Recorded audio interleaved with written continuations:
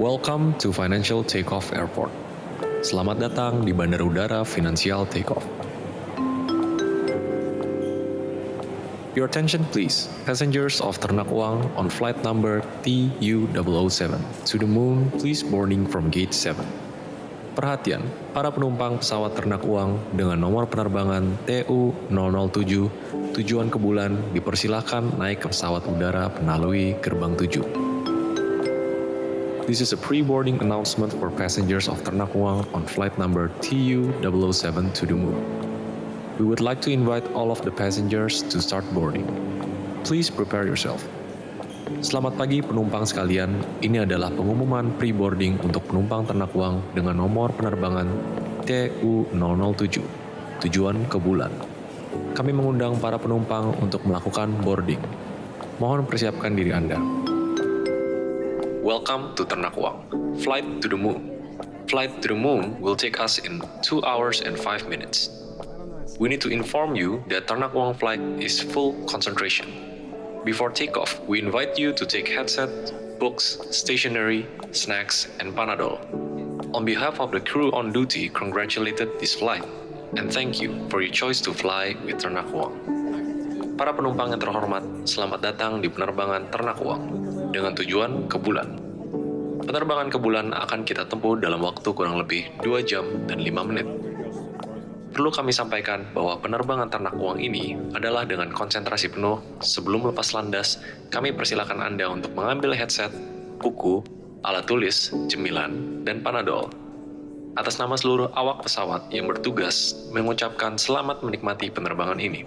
Dan terima kasih atas pilihan Anda untuk terbang bersama Ternak Uang.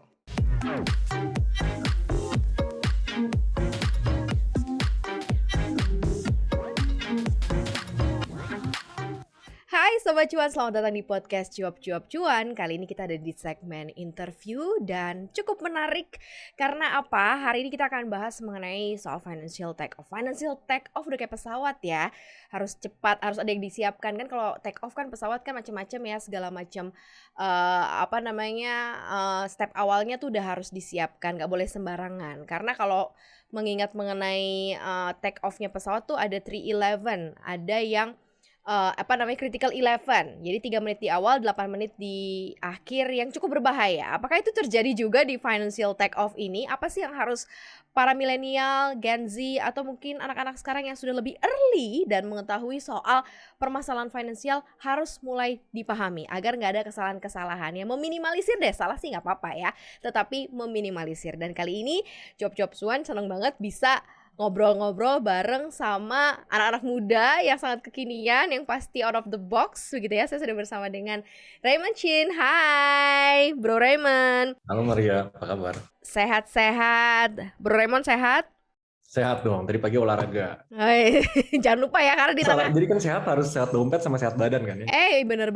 Apalagi di tengah kondisi COVID yang sedang melambung naik turun ini ya, nggak jelas ini ya. Jadi harus olahraga. Nah, seperti Sobat Cuan juga ketahui ya, Raymond ini kan CEO dan juga co-foundernya Ternak Uang ya. Ternak uang diternak bisa. Itu dia. Kebanyakan orang yang nanya Ternak Uang, kenapa namanya Ternak Uang? Dan itu tuh sebenarnya random banget dari 2 tahun lalu. Dari pertama dibangun kayak, gimana caranya nih orang bisa uangnya menciptakan uang. Terus kita pikir ya udah apa yang paling simple ya untuk ngejelasin milenial Gen Z. Ya udah kayak peternakan gitu. Kayak jadinya uang kita itu jangan ditaruh di tempat tidur, gitu. Jangan taruh di diam aja gitu. Jadi mereka harus berternak biar nanti ya kita lebih aman gitu pas kita udah pensiun dan lain-lain. Jadi asal usulnya itu sih, berternak melalui investasi, melalui kalau mau trading dan lain-lain gitu. Oke, sesimpel itu ya ternak. Padahal kalau peternakan hewan kan harus ada gizi yang cukup untuk hewannya gitu ya. Apakah ini juga terjadi di financial? Kalau lo ngelihat kondisi saat ini nih, anak-anak muda zaman sekarang, urusan finansial seperti apa sih yang lo perhatiin gitu ya selama jalanin ke Ternak Uang ini nih, bro? Ada 2 sih menurut gue ya. 2 tahun lalu kan pas tiba-tiba stock market lagi naik banget. Pas semua milenial Gen Z masuk ke stock market kan. Jadi kalau misalnya ada percepatan dalam adopsi, misalnya cepat banget orang masuk investasi, masuk ke trading, biasa tuh ada plus minusnya. Plusnya, marketnya ke akselerasi. Ya. Kita ngelihat perkembangan investor itu salah satu yang tercepat 2 tahun lalu dibanding berapa puluh tahun lalu, jauh gitu. Tapi ya minusnya dengan percepatan itu, tuh nggak bener-bener belajar secara dalam. Yang naik bukan cuma investor jago, tapi yang naik penipuan bodong, yang naik ya kasus kemarin kan dan lain-lain, sampai lagi rame kan belakangan ini NFT, Yes. kripto. Orang cuma ngelihat dari bagusnya karena, wih semua orang masuk ke NFT, tapi sebenarnya di Yang kalau belakang itu sakit nanti dirawatnya di kripto Mangunkusumo ya. itu ya exactly. Nah, itu plus minusnya sih. Jadi with the market right now, semua orang ke sentimen yang adopsi cepat. Tapi penipuan bodong, kayak fundamental, itu tuh kelewatan. Dan banyak banget yang, oh NFT keren banget nih, kripto keren banget. Mereka masukin 100% uang mereka ke sana. Which, kalau untuk siapapun, even yang punya uang banyak, itu nggak make sense. Jadi plus minusnya di sana. Kita mau percepat adopsi, tapi pasti minusnya, orang tuh kayak mau coba skip a lot of steps, pengen shortcut, pengen cepet kaya, terimingin apa, dan itu that's the landscape kita sekarang. Makanya kan beberapa bulan terakhir ini ada kasus yang lagi lumayan rame ya. Soal apa nih? Afiliator atau soal apa nih?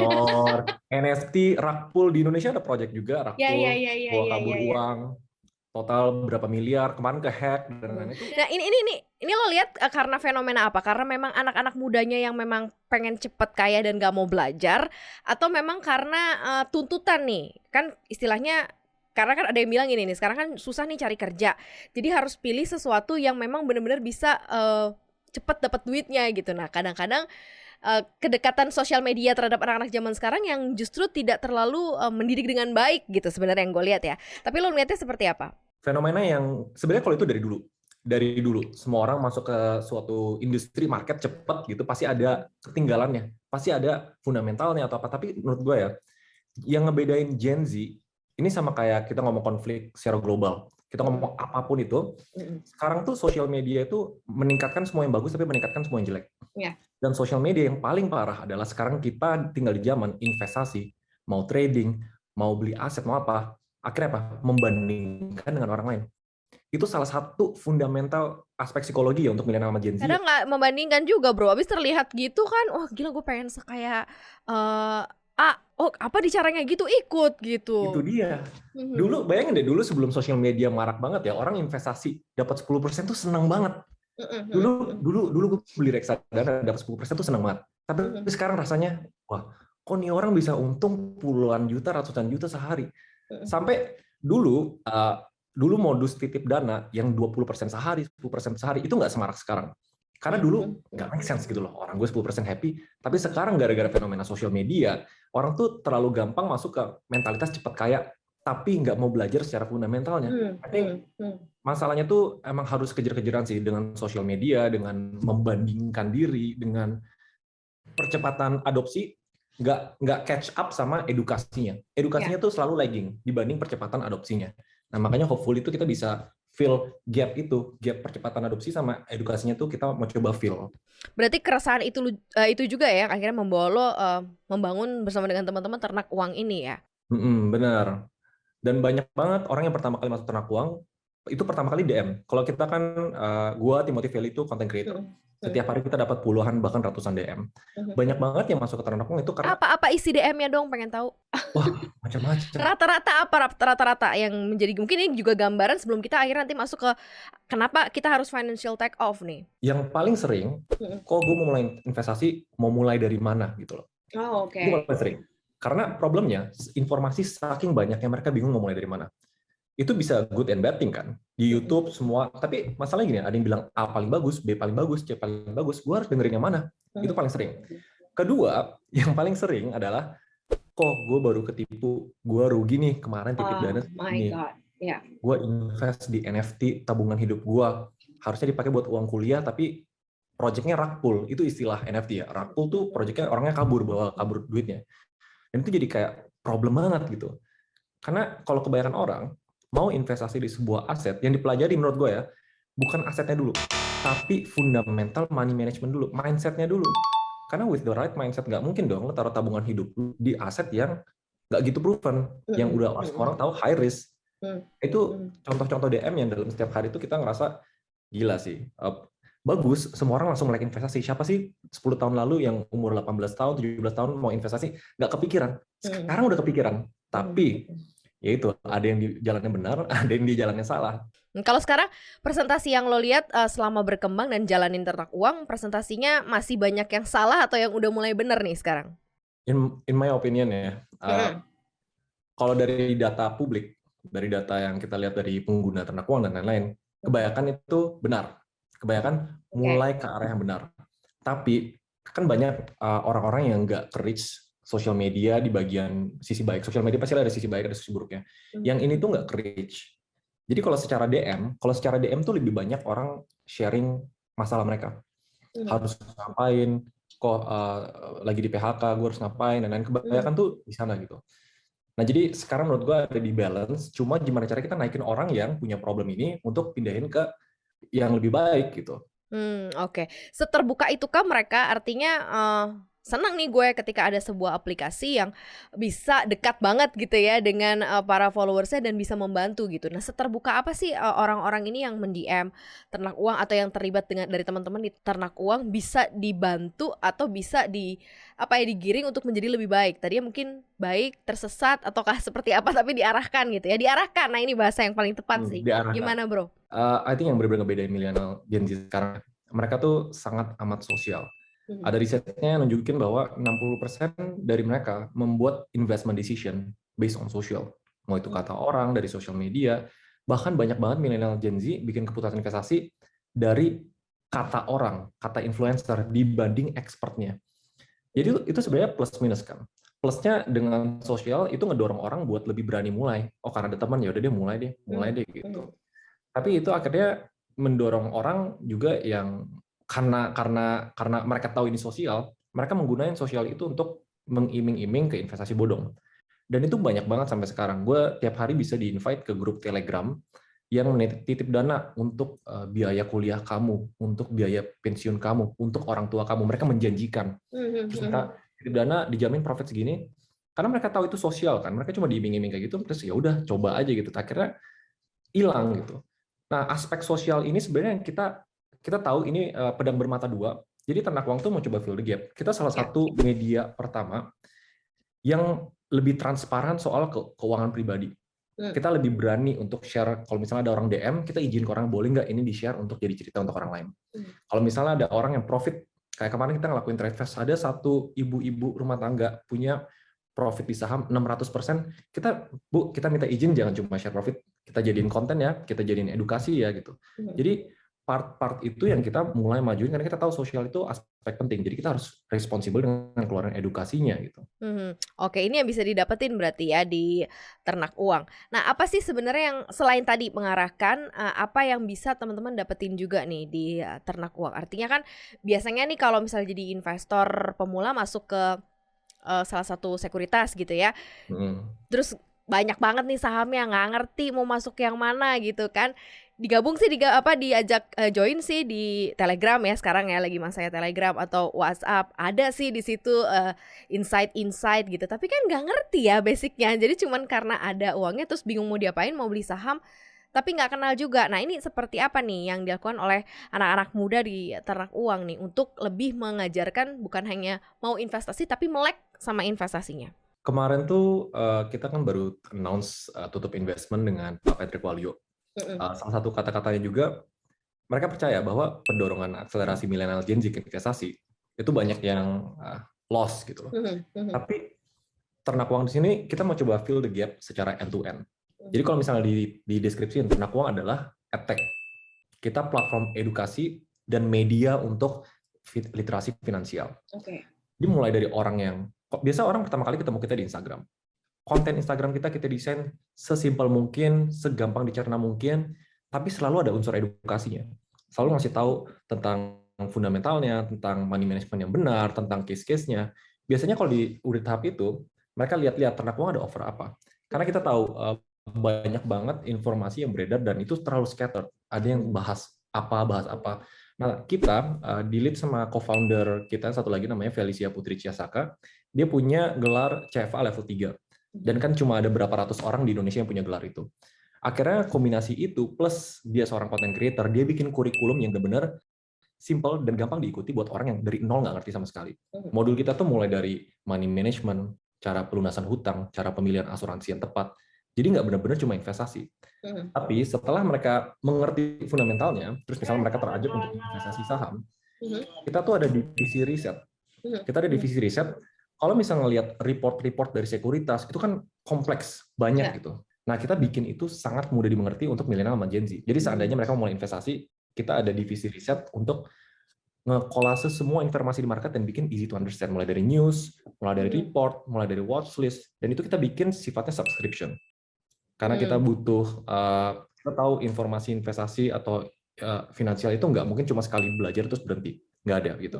Makanya kita bikin modelnya adalah kayak langganan OTT, misalnya langganan Netflix, tapi untuk belajar uang dan investasi gitu. Kira-kira kayak gitu sih end-to-end-nya, sampai mereka bisa punya keputusan untuk investasi, itu lengkap ada di kita. Gitu. Oh, komplit ya. Nah, sejauh ini partisipannya seperti apa nih? Contohnya kemarin pas kita bikin event, itu kita kayaknya salah satu brand finance untuk di milenial sama Gen Z yang bisa bikin event di Zoom total 7.000 orang. Wow, ya. Itu banyak banget. itu di weekend loh, Iya, di tengah-tengah anak muda weekend mau ngapain leyeh-leyeh gitu ya, mereka ikut ya. Iya, Kece banget sih. Dan akhirnya kita bahas end to end. Kita bahas tentang basicnya keuangan dan lain-lain. Kemarin kita baru bahas tentang perekonomian sama Ibu Afiliani kan. Kita baru buka kantor baru. Akhirnya itu banyak interest yang bagus gitu. Jadi at least mulai dari sana tuh orang bisa kayak engage di konten-konten kelas-kelas dan lain-lain. Tapi kalau orang mau serius lebih dalam untuk belajar secara kurikulum end to end, mereka biasanya langsung subscribe ke platform kita.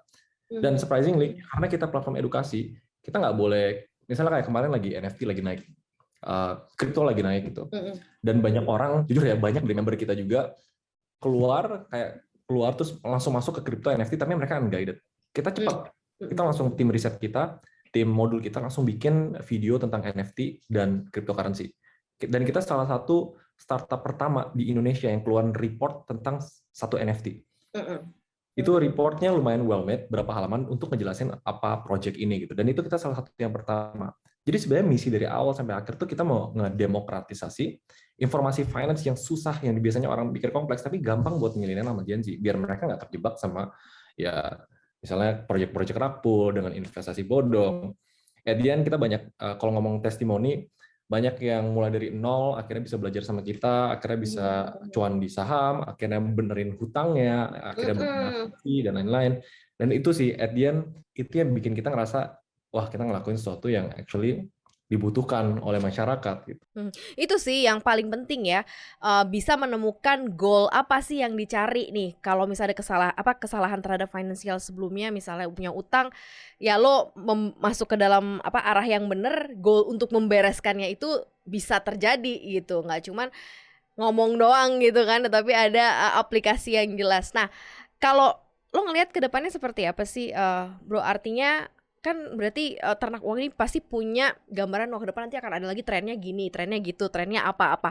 Nah, seperti apa ternak uang hadir di sana untuk bisa memberikan informasi-informasi tanpa berat sebelah gitu kan? Karena kan kalau di media sosial nih banyak kan, ada yang pro kripto banget, mungkin ada yang pro saham banget, jadi yang lain-lain nggak mau dilihat gitu ya. Tapi karena ini platform edukasi, gimana nih caranya nih supaya ngerti? Tapi bukan cuma ngerti, tapi nggak salah ngambil keputusan gitu. Oh ya, gue paham, tapi tetap aja kan banyak juga yang tetap aja kecemplung-cemplung juga, salah-salah juga kan, Bro? Gimana tuh?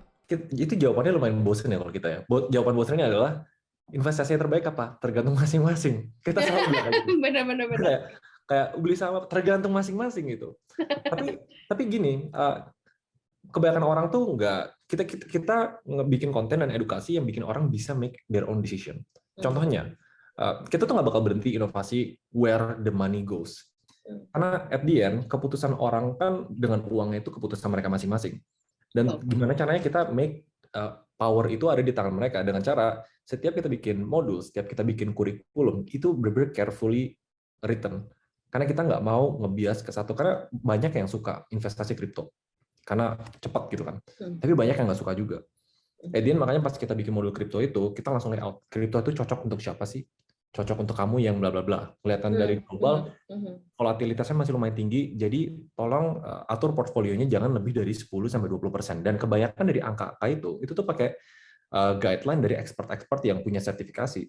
Salah satu contohnya, Felicia juga lihat dari Mhm, guideline mhm. Bu CFA untuk aset-aset yang volatil itu tuh, Iya, jadi iya. kita ada basisnya. Kita nggak mau terlalu nge-bias harus A, harus B.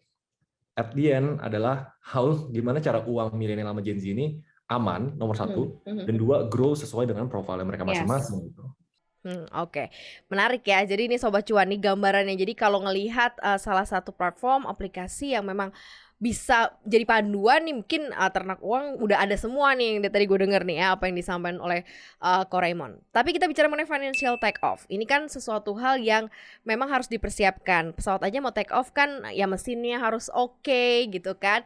Terus kemudian pilotnya juga harus pinter, sudah berlicense gitu. Nah, seperti apa sih para milenial Gen Z ini menuju ke financial take off ini supaya tidak terjadi tadi ya critical 11 3 menit gagal gagal take off, kemudian 8 menit gagal landing juga gitu ya. Gimana nih? Sebenarnya sesimpel ini.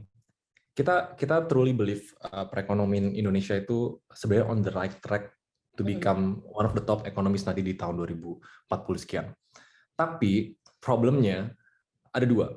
Pertama, pandemi. Pandemi is not making easy buat milenial sama Gen Z take control of their finance. For sure, mulai dari kerjaan yang nggak tetap, mulai dari uangnya harus taruh kemana, semua aturan-aturan sebelum pandemi itu berubah. Plus ditambah kemarin ada report juga kan dari OJK.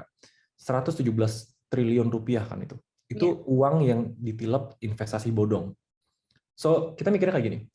Indonesia is prime untuk masuk ke globalisasi. Web3, masuk ke industri 4.0. Tapi kita ngeliat gimana caranya masyarakat itu keep up with that ekosistem kalau secara keuangan pribadi aja masih struggle. So, approach kita adalah bukan untuk solve secara Indonesia overall where the economy is going, tapi kita solve secara perorangan individu ini. So take off itu sebenarnya kita ngelihat kayak problemnya itu sayang. The ecosystem is prime, but the people is not prime yet. Jadi dengan problem-problem ini, kita pengen tema tahun ini adalah mereka bisa financially take off secara individu dulu. Dan yang berbeda actually dari tahun ini backtrack dikit tentang cerita ternak uang ya. Dulu tuh ternak uang nggak kayak sekarang. Kita dimulai dari iseng-isengan, Timothy bikin TikTok, orang mau belajar saham, kita ngajarin tentang saham. Akhirnya secara nggak langsung kita dikonotasikan dengan saham, investasi saham. Akhirnya setelah investasi dari Pak Patrick Waluyo dan beberapa investor lain, kita decide, kalau misalnya kita cuma fokus di saham, how do we change Indonesia? Karena sebelum orang investasi saham, mereka aja masih terlilit hutang. Mereka masih nggak tahu pilih asuransi yang tepat yang mana. Akhirnya Financial Takeoff ini inisiatif kita untuk memperluas konten kita. People nggak bisa cuma diajarin tentang satu aset tertentu. Mereka harus diajarin gimana cara lunasi hutang mereka, gimana cara manage personal finance, gimana kalau mereka sandwich generation dan orang tua dan anaknya ambil 60% dari cash flow mereka, gimana cara solve itu. Nah, akhirnya Financial Takeoff itu kita ngelebarin konten kita ke bisnis, karir, freelance, money secara overall, bukan cuma investasi saham doang. Jadi itu the big change yang hopefully kita bisa represent millennial sama Gen Z untuk make a difference gitu.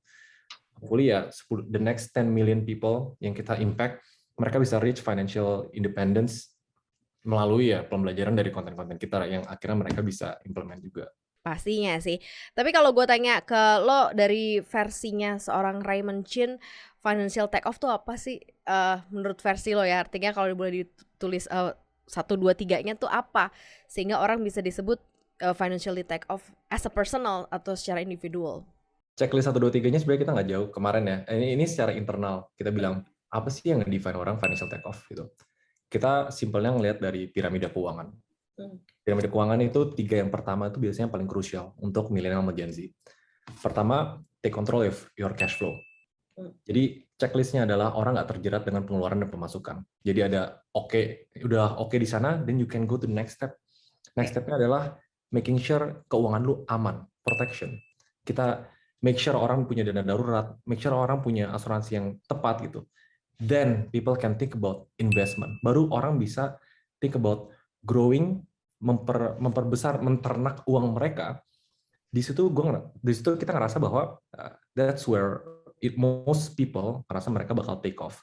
Pas mereka udah lihat secara fundamental, mereka udah punya keamanan, akhirnya mereka bisa grow uang mereka. That's where people take off. Dan to be honest, kalau misalnya mayoritas individu Indonesia bisa nge-checklist 3 hal itu, sesimpel nge-checklist 3 hal itu, we are off to a better economy karena middle class-nya pasti naik.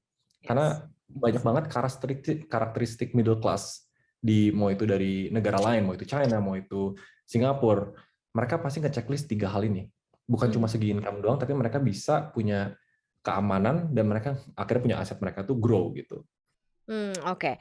Nah, sekarang itu kan definisi untuk financial take off. Nah, sekarang definisi gimana Sobat Cuan bisa atau mungkin merasa bahwa uangnya ini berhasil diternak gitu ya. Step awalnya gimana dan sampai akhirnya kita ngerasa bahwa gue berhasil nih, uang gue bisa diternak. Karena beda-beda ya. Ada orang yang mungkin bisa melakukan ternak uangnya di saham. Ada yang mungkin menurut gue cukup deh reksadana mungkin ya.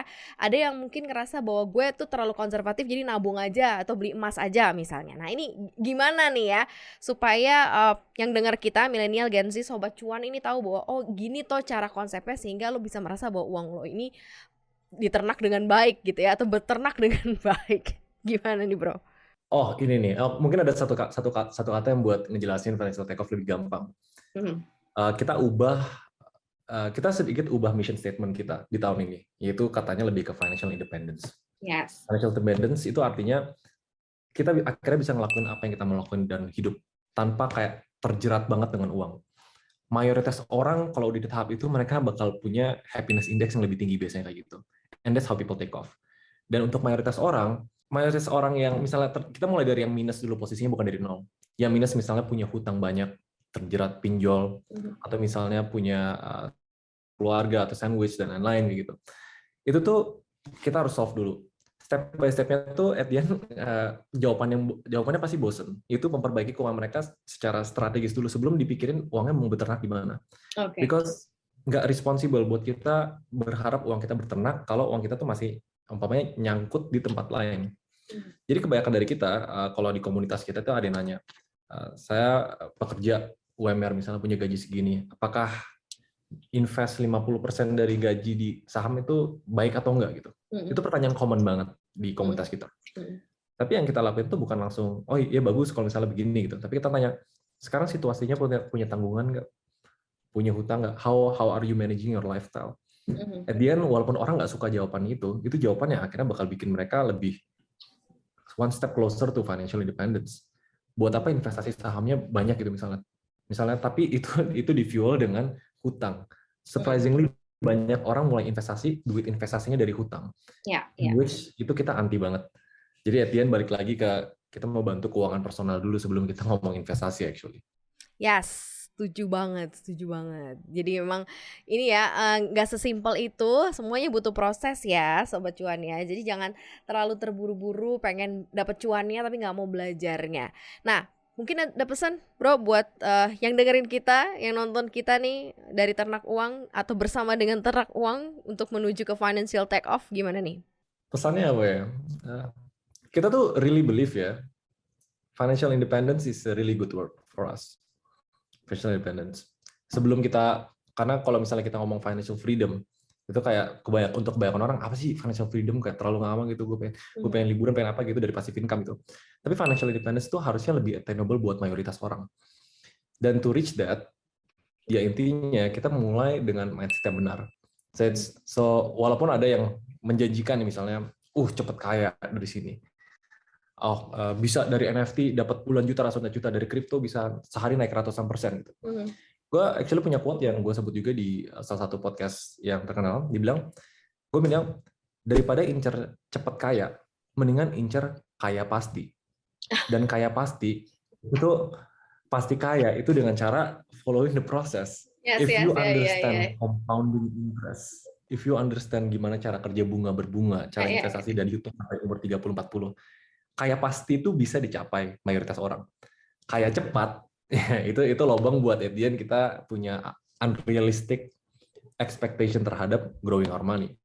Mendingan pasti, tapi umur 30, umur 40, umur 60, kita punya uang sekian miliar sesuai dengan lifestyle yang kita mau, dibanding kita terlalu gambling di awal, at the end malah kita sacrifice masa tua kita. Oke, ini benar sih.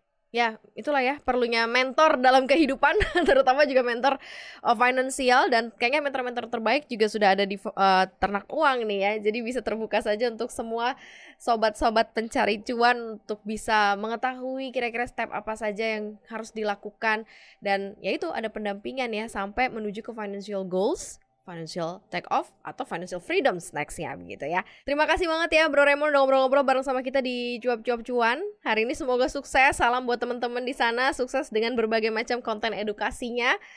Dan selalu semangat ya, mencerdaskan Indonesia pastinya ya. Amin, amin. Thank you. Dan terima kasih juga Sobat Cuan udah dengerin Cuap-Cuap Cuan. Kali ini jangan lupa untuk selalu dengar kita di Spotify, Apple Podcast, Google Podcast, dan juga Anchor. Jangan lupa follow akun Instagram kita di @cuap_cuan dan subscribe, like, share YouTube channel kita di Cuap-Cuap Cuan ya. Semoga Sobat Cuan semuanya terus dan semakin cuan. Thank you banget. Mari kita pamit, sampai jumpa.